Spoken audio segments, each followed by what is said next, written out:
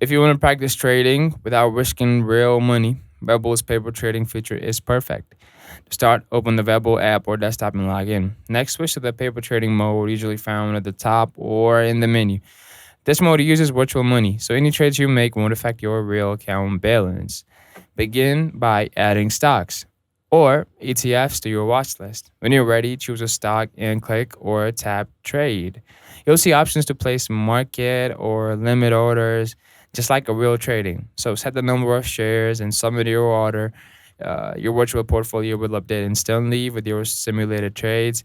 Paper trading lets you test strategies. So learn how orders work and get comfortable with a platform before investing real money. Remember, while it's great for practice, real trading involves emotions and risks that paper trading can't fully simulate.